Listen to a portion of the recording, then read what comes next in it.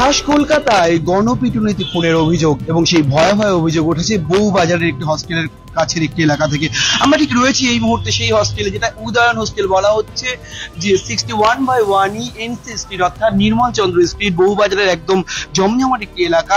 এই হস্টেলের মধ্যেই একটি ছেলেকে মোবাইল চোর সন্দেহে গণপিটুনি দেওয়া হয় এবং তারপর তাকে কলকাতা মেডিকেল কলেজে আজ সকাল 10:30 নাগাদ নেওয়ার পর 11:30 নাগাদ সেই ছেলেটির মৃত্যু ঘটে। এবং এই ঘটনার পর ফের অভিযোগ উঠছে যে শুধুমাত্র সন্দেহের বশে কেন মৃত মোহাম্মদ ইরশাদ নামে যে ছেলেটি মারা গিয়েছে তাকে মেরে ফেলা হলো। নানান প্রশ্ন উঠছে।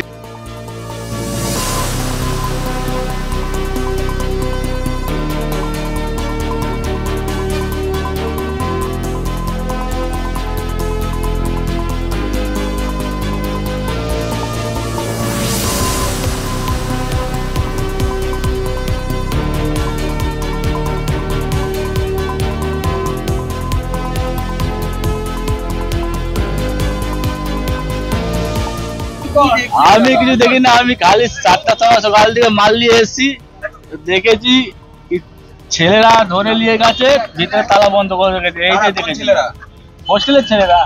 আমি দেখিনি, সব তালা বন্ধ ভিতরে ছিল, আমরা ভিতরে ঢুকিনি।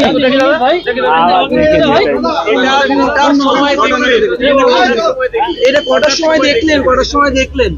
লোকটা কি অবস্থা ছিল আমি জানি না, আমি দেখিনি। আমি কিছুই দেখি না, আমি তো ছিলাম না, আবার চলে গেলাম।